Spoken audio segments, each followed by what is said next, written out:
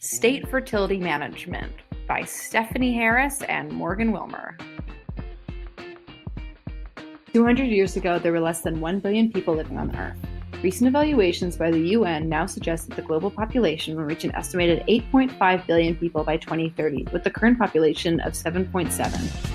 This excessive growth rate that the world has seen has prompted a discussion as to whether it is necessary for the state to intervene and have a central role in fertility management. This population growth triggers higher demand of various aspects of human existence, including food, healthcare, housing, jobs, infrastructure, and more.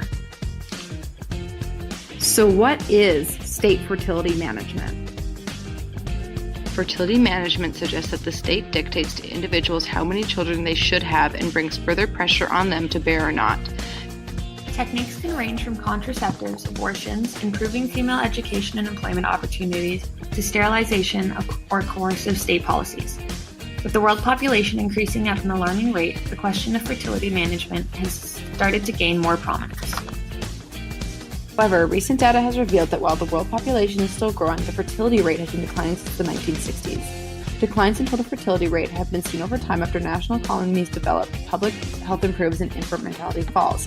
These fluctuations can have detrimental effects from overpopulation and depleting resources to running the risk of depopulation disaster, ultimately threatening economic growth. The impact of population growth differs from country to country and is influenced by a variety of factors. In the more developed nations, we are seeing a low fertility rate and sometimes depopulation, as well as changes in the age structure. In the richer 1/5 of the world, population growth is slowing or even reversing itself. In Japan, Canada, the US, and Europe, average fertility rate is below replacement level. Replacement level refers to the total fertility rate in the population that, if held steady over time and absent of net migration, would result in a non-changing population.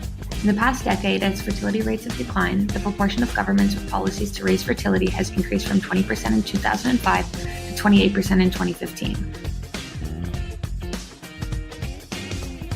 A prime example of a developed country that has attempted to manage fertility rates is Singapore.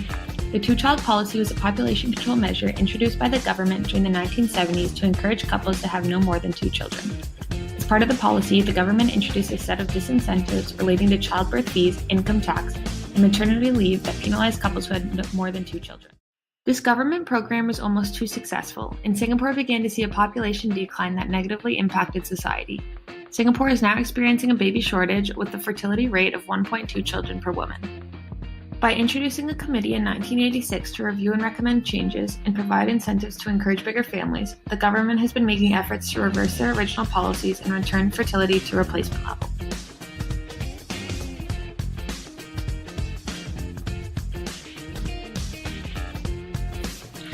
Nearly all of the current population growth is concentrated in developing nations of the world, in many of which fertility rates remain high. Most of these developing nations are unable to support rapid population growth, and socioeconomic development is most likely to be hindered by high fertility.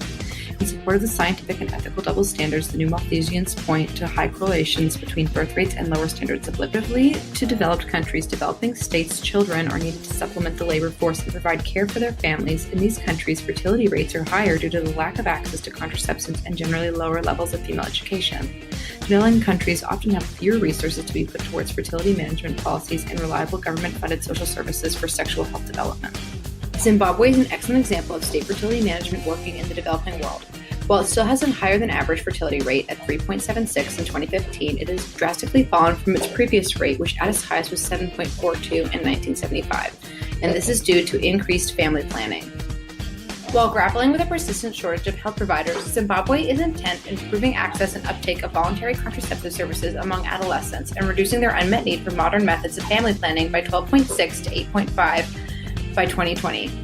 They use mobile health units in volunteer clinics, and Zimbabwe has seen the contraception prevalence rate increase in volunteer clinics. Zimbabwe has seen their contraception prevalence rate increase from 54% to 59% from 1999 to 2010. These fertility health services have also decreased infant mortality.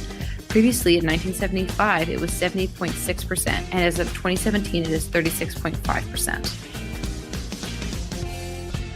As Zimbabwe uses a general hospital, mobile family planning clinics, and community-based distributors, it is proved that previously underserved communities, now with fertility management, can be associated with an increase in contraceptive prevalence of about 30 to 40%, and it is likely that these services would have their greatest impact on the less educated and therefore poorer women. It's concludes that some elements of the Zimbabwe Family Planning Program have been affected and they are well targeted. In this, the lower fertility rate can promote socioeconomic development and reduces the proportion of dependent children in the population.